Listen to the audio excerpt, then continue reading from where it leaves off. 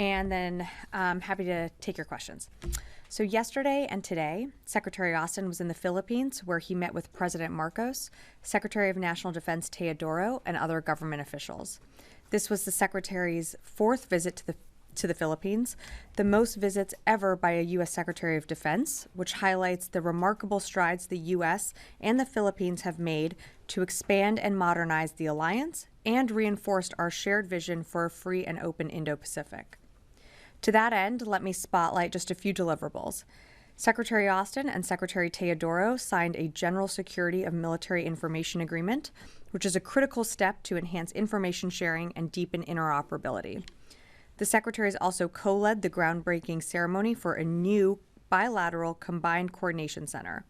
These bilateral undertakings will improve joint efforts to plan bilateral exercises and operations and humanitarian response efforts in order to address common challenges in the Indo-Pacific region. Additionally, in another example of the steadfast U.S. commitment to the Philippines and our partners and allies in the region, Secretary Austin authorized $1 million in aid and U.S. troops to assist Philippine forces in providing life-saving aid to the people of the Philippines in response to the super typhoon that made landfall a few days ago. Next, Secretary Austin will travel to Laos to participate in the Association of Southeast Asian Nations Defense Ministers Meeting Plus. We'll have a readout of that soon. And finally, the Indiana National Guard, Oklahoma National Guard, and the Kingdom of Saudi Arabia announced a new partnership this week under the National Guard Bureau's State Partnership Program. The enduring partnership pairs U.S. states and foreign nations to enhance mutual relationships and promote defense and security cooperation objectives. The State Partnership Program has built relationships around the globe for more than 30 years and now includes 105 partnerships with 115 different nations. And with that, I'd be happy to take your questions. Tara. Hi, Sabrina. So the U.S. is expected to send another $275 million in security assistance to Ukraine, announcing that later today. And I was just wondering, the president is committed to spending $7.1 billion before his term ends. How do you get there in these small increments? What is the Pentagon thinking on this? So, Tara, I don't have a package to announce today, but as you know, we roll out packages on a pretty regular basis. So when we have something to announce, whether it be a presidential drawdown package or a USAI package, you'll be hearing from us, of course. In terms of the $7.1 billion that we have left and that we are able to use for drawdown authority, you've heard it from here and you've heard it from the White House that we are committed to using that full authority that Congress has allotted to us. The only way we can do that also is to make sure that our shelves are fully backfilled and stocked. So as our shelves continue to get stocked with equipment and capabilities that are needed, we draw down from those and send those to Ukraine. The president has committed to, ensuring that every dollar that Congress has allocated will be spent. But there's only, I guess, about 8 weeks left or something like that. So if you're still waiting for the stockpiles to be replenished before sending, how do you get there before January 20th? Yep. So we're working on that every single day.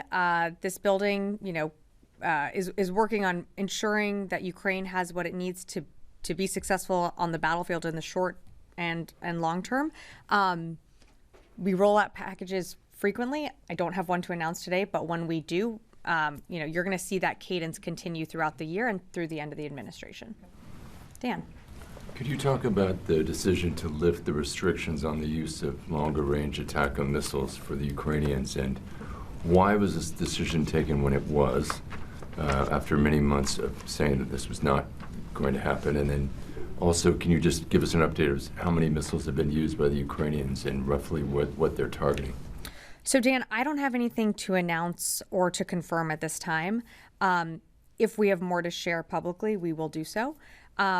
That being said, just taking a step back to, answer kind of broad strokes some of your questions, let's not forget where we are, and that is the fact that Russia chose to escalate this war by introducing DPRK forces into the battlefield and into the fight. And so what we are doing is, as we have been from the very beginning, is ensuring that Ukraine has what it needs. So you're going to see us continue to support Ukraine with different presidential drawdown packages that are going to support its short-term and long-term needs. Sorry, just on the North Korean troops, roughly how many there are now on the ground around Kursk? And are there indications that North Korea is ready to actually send more troops? So in the Kursk region, what we approximate is approximately or over 11,000 DPRK troops in the Kursk region. You know, in terms of are more going to be sent, it's certainly a possibility, but that's our initial assessment right now along Kursk. Carla. Hey, thanks. To follow up, Ukraine fired long-range fires into Russia. Did they violate the policy, or did the U.S. policy change? Yeah, so Carla, what I'm going to tell you is exactly what I told Dan, is I just don't have anything to announce today, and I don't have anything to confirm at this time. Violated the policy? Did they tell us about it? I mean, did they or did they not violate the policy, or did the policy shift? Officials have told VOA that the policy has changed. Yep, so Carla, appreciate the question, but again, I just don't have anything to announce or to confirm at this time. And then I guess I want to ask also, since we're still unclear on whether or not the policy has changed, on the non-nuclear, the change on Russia's stance on the nuclear, the nuclear doctrine. Sure. You know, under these changes, they're saying that a large attack by a non-nuclear state that's backed by a nuclear state, which would be the United States, that would be treated as a joint assault on Russia. How concerning is that to the Pentagon, and have you changed your posture? So we aren't surprised by Russia's update to its nuclear doctrine. It's something that they've been signaling that they intend to update over the last several weeks. It's the same irresponsible rhetoric that we've seen before and that we've seen, frankly, for the past 2 years. So it's something that we're going to continue to monitor, but we don't have any indications that Russia is preparing to use a nuclear weapon within Ukraine, and we don't see any, we don't see any changes that need to be made to our own nuclear posture as well. Yes. Well, thank you, Sabrina. According to Associated Press reports, President Biden has authorized, and we've been talking about Ukraine using this U.S.-supplied long-range missiles for deeper strikes into Russia. My question is, what are the ramifications of President Biden escalating the war against Russia in light of the Russia's foreign ministry statement in Associated Press that, as was stated, Putin has reaffirmed Moscow's readiness to use nuclear weapons if he sees a threat to its sovereignty, and a follow-up? Well, let me be clear, we're not at war with Russia, and the party here that continues to escalate this war is Russia. By bringing in another foreign country into the battlefield, by bringing in over 11,000 DPRK soldiers into the fight, that is an escalatory action.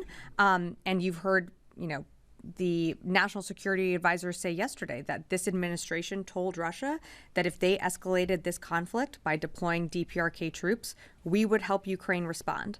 Again, the parts of the war that has been escalated upon directly stem from Russia's choice and decision to invade its sovereign neighbor. Additionally, given the joint U.S. and NATO escalation of attacks with Ukraine against Russia, and with China and North Korea joining Russia to form an alliance against the West, would not you say that World War III has begun? I would not say that. That is not the characterization that this building assesses. And you've seen us take measures to de-escalate tensions and to and I'm sorry, I'm just speaking like broadly around the world, but when it comes to Ukraine, the commitment of this administration from the very beginning of this war was to help Ukraine take back its sovereign territory. A decision by another country to invade its sovereign neighbor cannot go unchecked. And that's why you've seen not just the United States, but 50 or so countries all around the world come together and support Ukraine through the Ukraine Defense Contact Group. So this is a global effort to support Ukraine, but I certainly would not characterize it as that. Joseph. Thanks. Got one on Iraq and then one on Lebanon, Israel. Sure. The Iraqi Prime Minister was speaking a short while ago, and he said that Israel was preparing for attacks or operations inside of Iraq. Can you say anything about that? Or if you had any heads up from Israel on this? I don't have anything for you on that, and I apologize. I haven't seen those comments either. And then, when was the last call between the Secretary and his new Israeli counterpart? Have we only had one? The last call was when we read it out. I think that was last week. I'm sorry, I'm blanking on the exact date, but when we read out that call was the last time that they spoke. What role is the department playing or preparing to play for a bolstered Lebanese army on the border with Israel after, if and when this current war ends? You mean the Lebanese armed forces? Yeah. Well,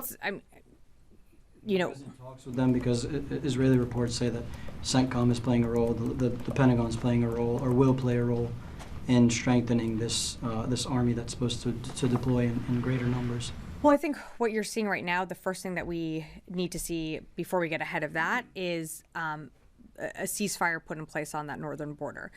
So you're seeing administration officials continue to engage on that front. The role that CENTCOM plays in training up or equipping Lebanese armed forces in the future, I don't want to get ahead of that because we still need a ceasefire in place. So we're going to continue to push on that. Those efforts are being led, by other places in this administration, but that's certainly our focus. And should a ceasefire be able to get put into place, we'd have more to share beyond. Janie. Thank you, Sabrina. A couple of questions of South Korea and Russia and North Korea on the defense cost sharing. Can the defense cost sharing already decided by South Korea and the United States be nullified? Do you think the next administration will adjust it again, or you just leave their currently situations? So, Janie, I can't speak to any changes that the incoming administration would make. I can only speak to ours, and you're pretty familiar with our arrangements with the ROK. I would say, on behalf of this administration, we have enjoyed a deepening of a partnership between the Republic of Korea. We share the shared vision for a free and open Indo-Pacific. You're going to see us continue to work towards those goals and some of the benchmarks that this administration has set out from the very beginning, but I can't speak for an incoming administration.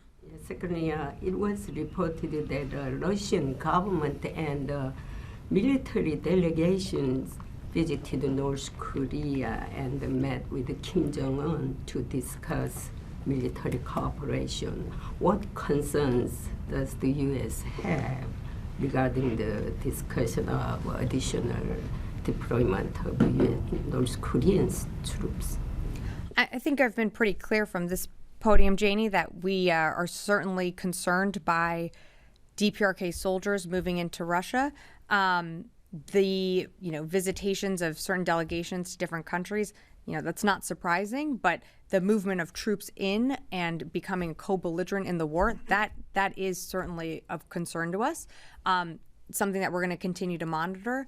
And you've heard us say very publicly that we're not surprised by this deepening partnership, as the DPRK has been willing to supply Russia with ammunition or and now in this case people to promote and to continue its war of aggression in Ukraine. So we're not surprised, but we're going to continue to monitor that.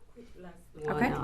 When the United States allowing Ukraine to use long-range missiles, does this mean it is allowing strikes against North Korea forces or against Russian forces? So again, I don't have anything to announce or to confirm at this time, but we said very clearly that the introduction of DPRK soldiers into the fight, especially when it comes to Ukraine's sovereignty, means they are a fair game in that fight. And so, they would be considered lawful military targets. I'm going to go to the phones and then happy to come back in the room. Missy, Washington Post.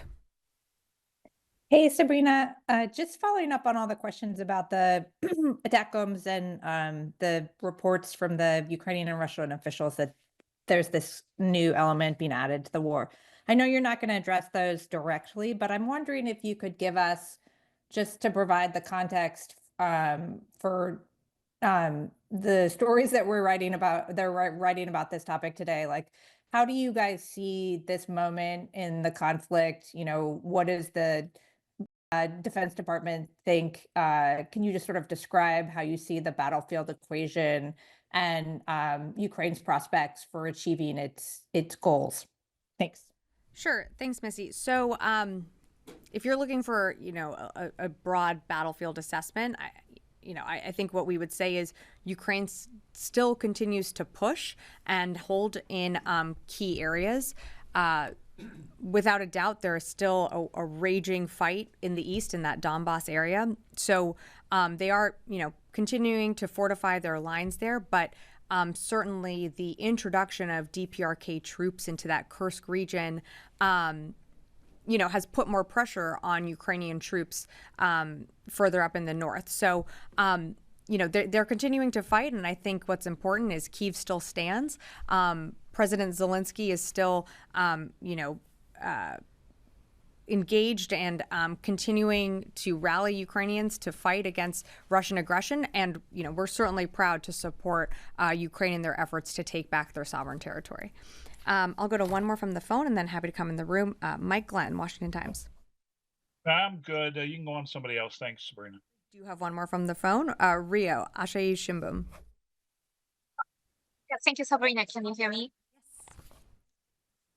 I've seen media reports suggesting that China rejected a meeting with Secretary Austin during the ASEAN Defense Ministers meeting plus in Laos.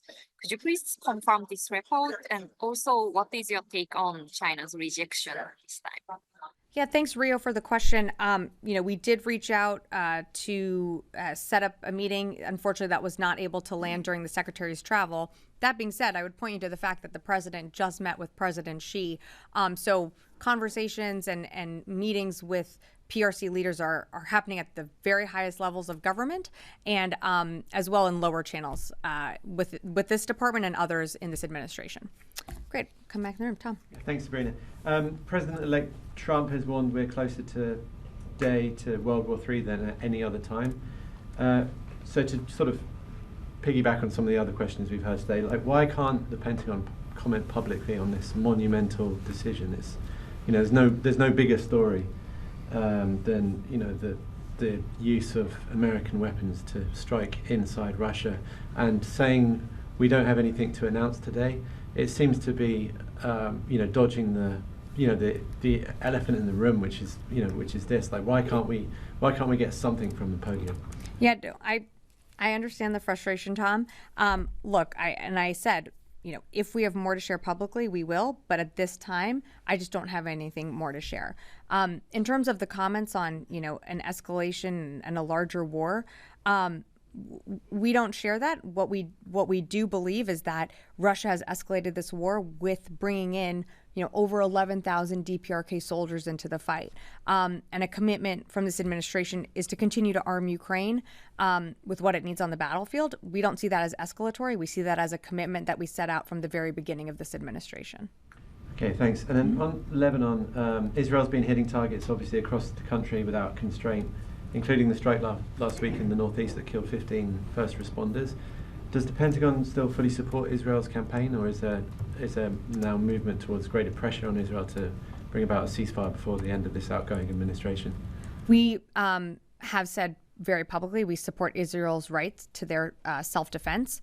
We've also said very publicly that more needs to be done to ensure that civilians are moved out of the battle space and to lessen civilian casualties. In terms of a ceasefire, we have not shied away from the fact that we have, continue to press for this both publicly and privately. More from other folks in the administration. You have seen different officials continue to travel to the region to get to a ceasefire, and that was before there was an election. That was before, we had a new incoming administration. This has been an ongoing effort by this administration to secure a ceasefire in the north, and also we want to see a ceasefire in Gaza. We know there are, more humanitarian aid needs to get into Gaza. That's something that we continue to engage on every single day with our Israeli counterparts, and you're going to continue to see us do that till the very last day. Would the Pentagon be prepared to use more leverage against Israel to get more aid into Gaza, to get more civilians out of the battle space in Lebanon? Well, we're already seeing changes, Tom. I think it was a few weeks ago, we mentioned that they have opened the Erez crossing. They've opened that Jordanian corridor again. You are seeing more aid get in. Is it enough? No, it's not enough. More needs to get in, but we are seeing a change in behavior, and that is because we are continuing to engage.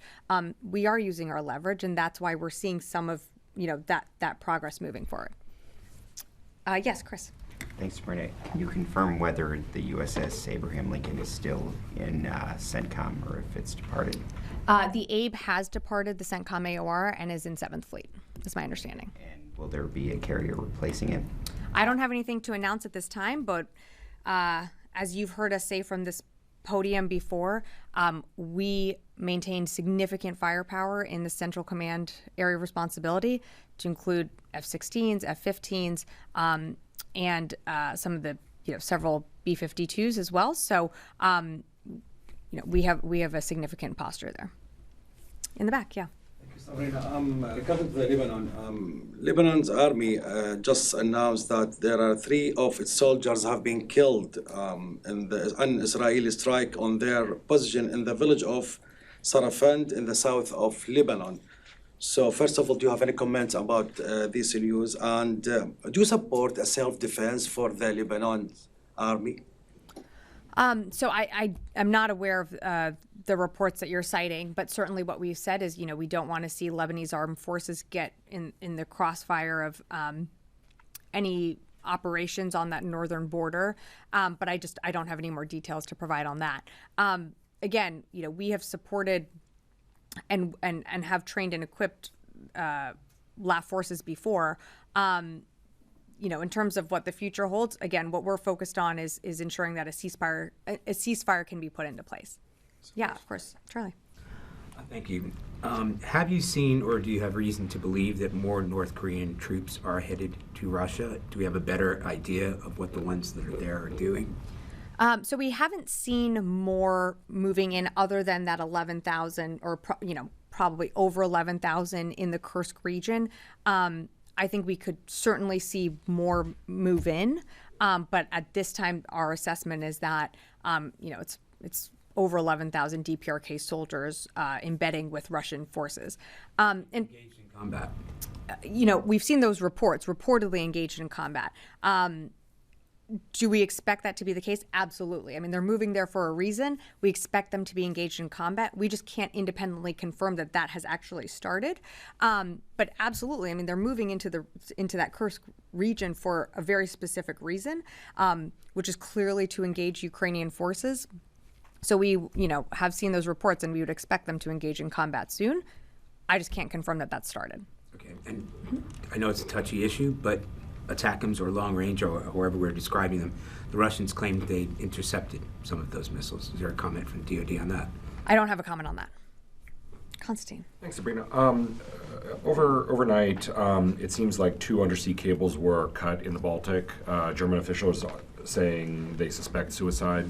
Does the Pentagon have an independent assessment on this reporting? So we've seen some of those reporting, and it's something that we're looking into, but I just, at this time, don't have anything more to provide, but it is something that we'll continue to look into. Is there a world where the Pentagon sends expertise, military assets to aid in this investigation?